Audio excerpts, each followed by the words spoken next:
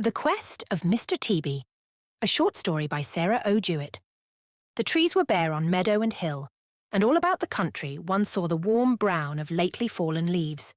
There was still a cheerful bravery of green in sheltered places, a fine live green that flattered the eye with its look of permanence. The first 3/4 of the year seemed to have worked out their slow processes to make this perfect late autumn day. In such weather, I found even the East Wilby railroad station attractive, and waiting 3 hours for a slow train became a pleasure. The delight of idleness and even booklessness cannot be properly described. The interior of the station was bleak and gravelly, but it would have been possible to find fault with any interior on such an out-of-doors day, and after the station master had locked his ticket office door and tried the handle twice, with a comprehensive look at me, he went slowly away up the road to spend some leisure time with his family. He had ceased to take any interest in the travelling public, and answered my questions as briefly as possible. After he had gone some distance, he turned to look back, but finding that I still sat on the baggage truck in the sunshine just where he left me, he smothered his natural apprehensions and went on. One might spend a good half-hour in watching crows as they go southward resolutely through the clear sky, and then waver and come straggling back as if they had forgotten something. One might think over all one's immediate affairs, and learn to know the outward aspect of such a place as East Wilby, as if born and brought up there. But after a while, I lost interest in both past and future. There was too much landscape before me at the moment, and a lack of figures. The weather was not to be enjoyed merely as an end, yet there was no temptation to explore the uphill road on the left, or the level fields on the right. I sat still on my baggage truck and waited for something to happen. Sometimes one is so happy that there is nothing left to wish for but to be happier, and just as the remembrance of this truth illuminated my mind, I saw 2 persons approaching from opposite directions. The first to arrive was a pleasant-looking elderly countrywoman, well wrapped in a worn winter cloak with a thick plaid shawl over it, and a white worsted cloud tied over her bonnet. She carried a well-preserved bandbox, the outlines were perfect under its checked gingham cover, and had a large bundle beside, securely rolled in a newspaper. From her dress, I felt sure that she had made a mistake in dates, and expected winter to set in at once.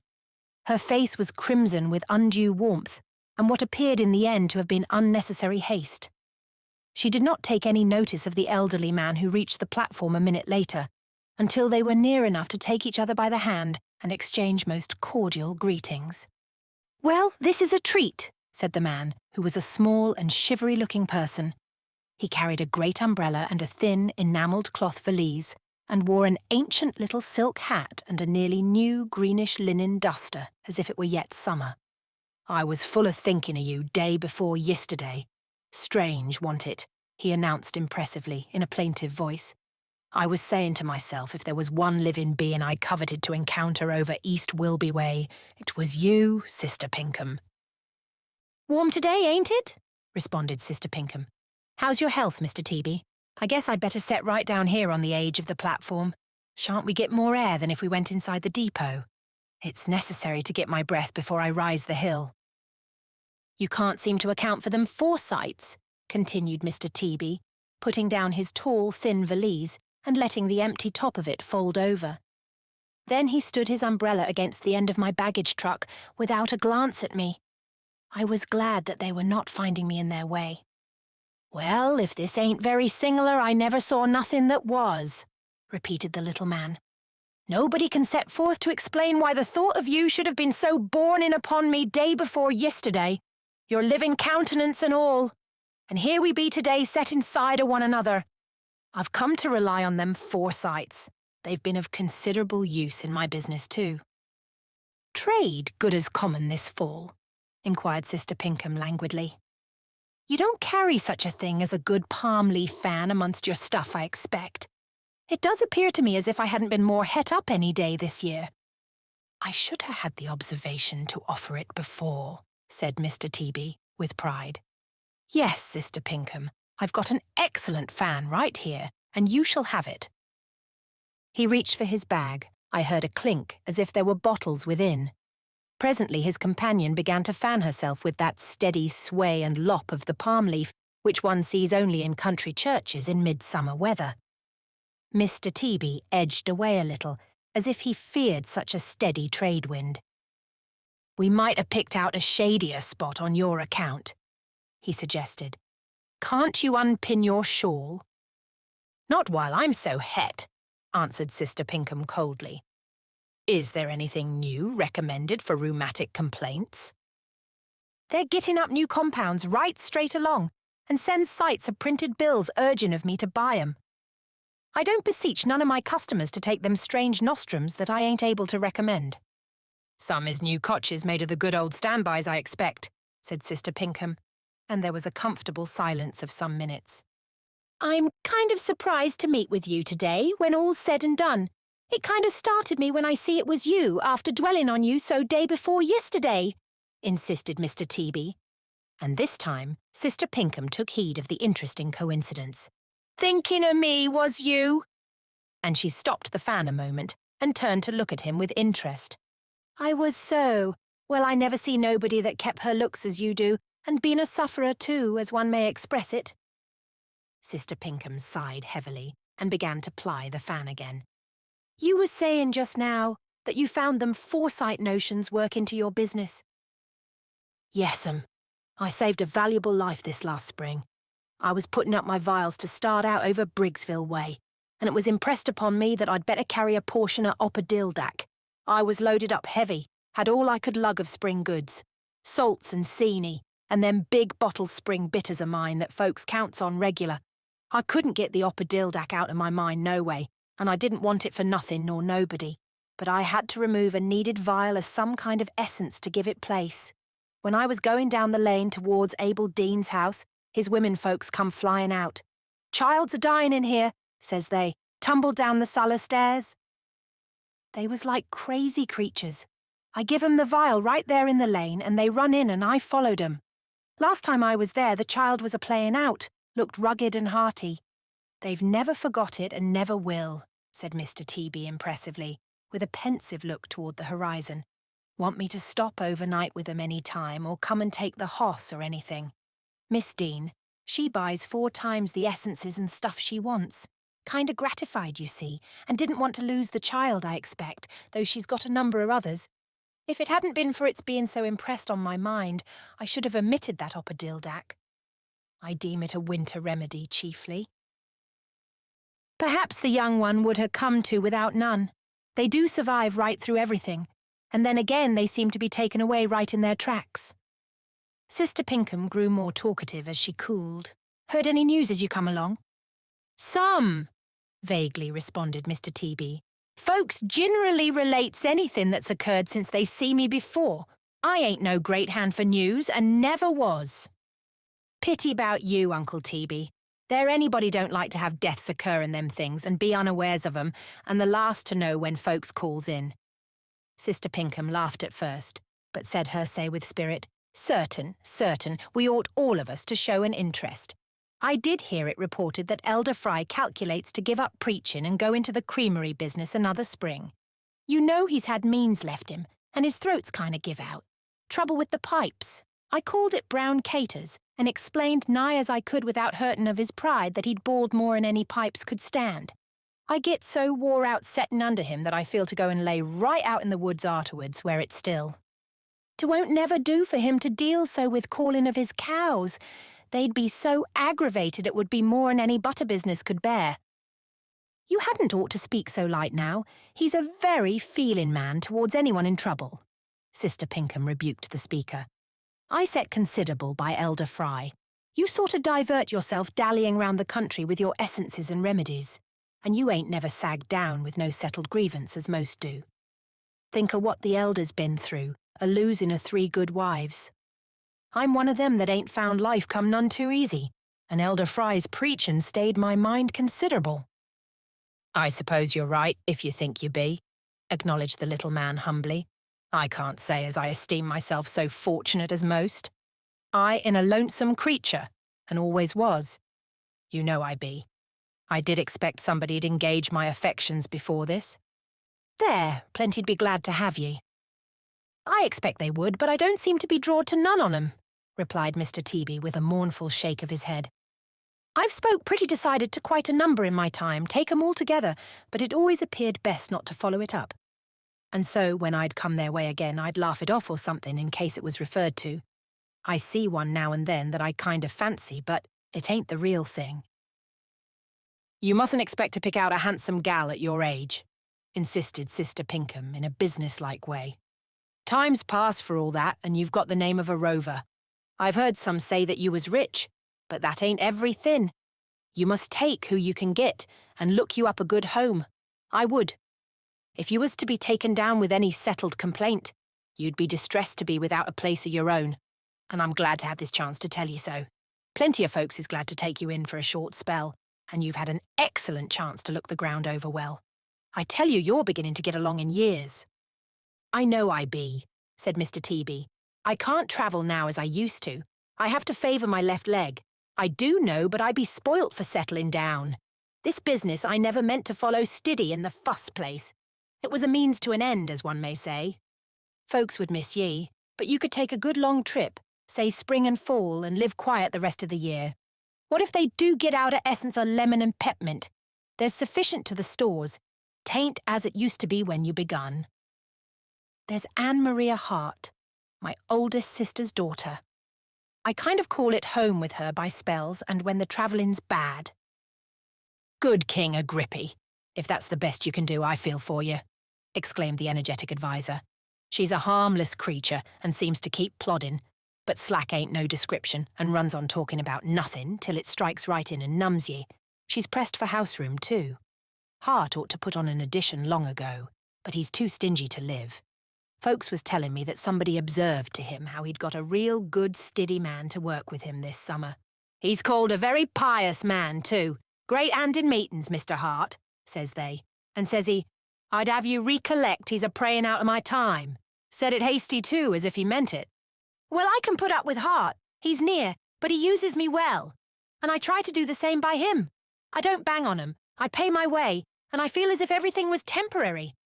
I did plan to go way over North Dexter way, where I've never been, and see if there wants somebody. But the weather ain't been settled as I could wish. I'm always expecting to find her. I be so. At which I observed Sister Pinkham's frame shake.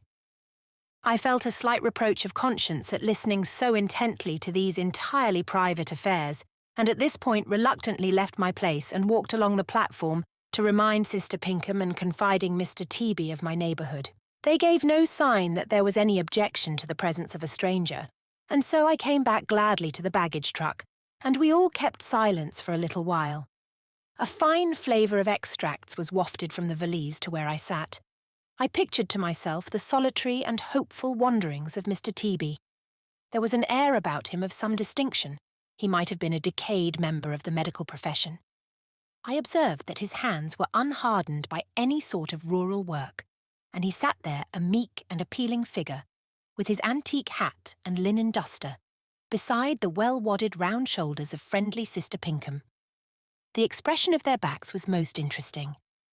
You might express it that I've got quite a number of good homes. I've got me sorted out a few regular places where I mostly stop, Mr. Teaby explained presently. I like to visit with the old folks and speak of the past together, and the boys and gals, they always have some kind of fun going on when I get along. They always have to get me out to the barn and tell me if they're a courtin', and I fetch and carry for 'em in that case and help out all I can.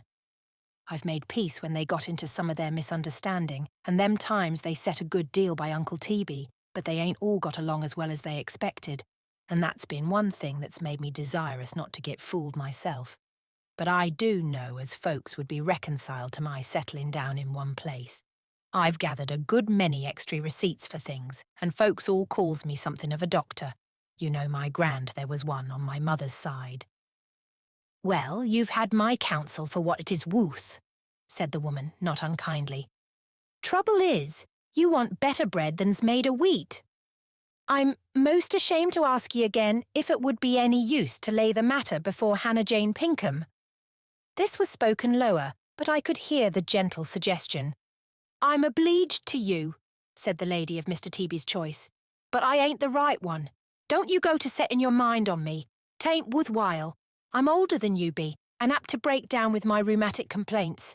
You don't want nobody on your hands. I'd get a younger woman, I would so. I've been a-looking for the right one a sight o' years, Hannah Jane. I've had a kind of notion I should know her right off when I fust see her, but I'm afeard it ain't going to be that way. I've seen a sight of nice, smart women, but when the thought of you was so impressed on my mind day before yesterday, I'm sorry to disoblige you, but if I have anybody, I'm kinda half-promised to Elder Fry, announced Sister Pinkham bravely. I consider it more on the offside than I did at first. If he'd continued preachin', I'd favour it more, but I dread having to tend to a growing butter business and to sense them new machines. 'Tain't as if he'd stablished it. I've just begun to have things easy. But there, I feel as if I had a lot of work left in me, and I don't know as it is right to let it go to waste.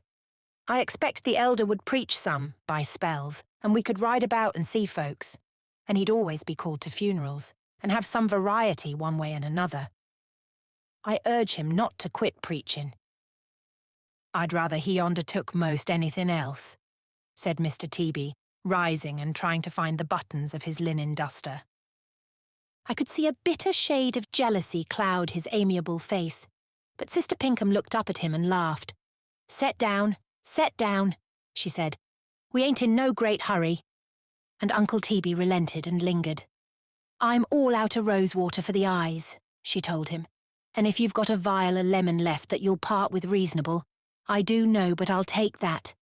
I'd rather have caught you when you was outward bound. Your bag looks kinda slim.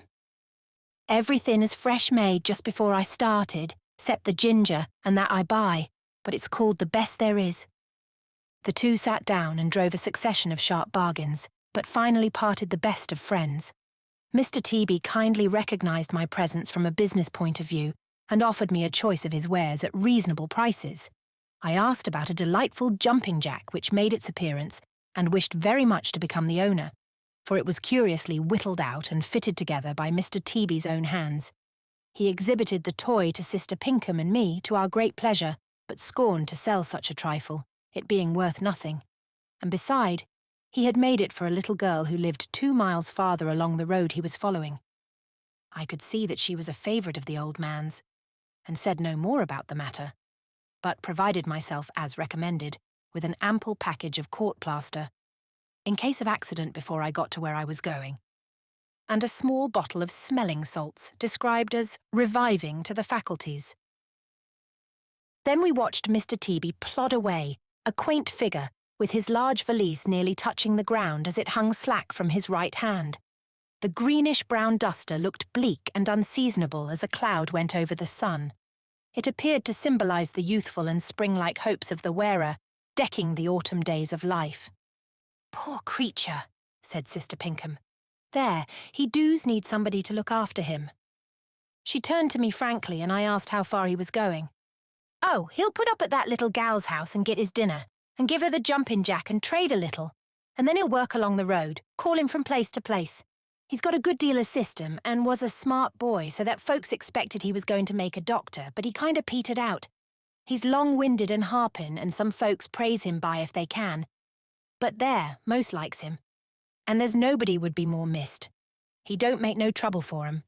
He'll take right holt and help, and there ain't nobody more gentle with the sick. Always has some of his nonsense over to me. This was added with sudden consciousness that I must have heard the recent conversation, but we only smiled at each other, and good Sister Pinkham did not seem displeased. We both turned to look again at the small figure of Mr. Teaby as he went away, with his queer, tripping gait, along the level road. Pretty day if it wa'n't quite so warm, said Sister Pinkham, as she rose and reached for her bandbox and bundle to resume her own journey. There, if here ain't Uncle Teaby's umbrella. He forgets everything that belongs to him but that old valise. Folks wouldn't know him if he left that. You may as well just hand it to Asa Briggs, the depot master, when he gets back. Like's not the old gentleman'll think to call for it as he comes back along. Here's his fan too, but he won't be likely to want that this winter. She looked at the large umbrella. There was a great deal of good material in it, but it was considerably out of repair. I don't know, but I'll stop and mend it up for him, poor old creature, she said slowly, with an apologetic look at me. Then she sat down again, pulled a large rolled-up needlebook from her deep and accessible pocket, and sewed busily for some time with strong stitches. I sat by and watched her, and was glad to be of use in chasing her large spool of linen thread, which repeatedly rolled away along the platform. Sister Pinkham's affectionate thoughts were evidently following her old friend. "I've a great mind to walk back with the umbrella. He may need it, and it ain't a great ways," she said to me, and then looked up quickly, blushing like a girl. I wished she would, for my part, but it did not seem best for a stranger to give advice in such serious business. "I'll tell you what I will do," she told me innocently, a moment afterwards. "I'll take the umbrella along with me, and leave word with Asa Briggs I've got it. I go right by his house, so you needn't charge your mind nothing about it." By the time she had taken off her gold-bowed spectacles and put them carefully away and was ready to make another start, she had learned where I came from and where I was going and what my name was. All this being but poor return for what I had gleaned of the history of herself and Mr. Teaby. I watched Sister Pinkham until she disappeared, umbrella in hand, over the crest of a hill far along the road to the eastward.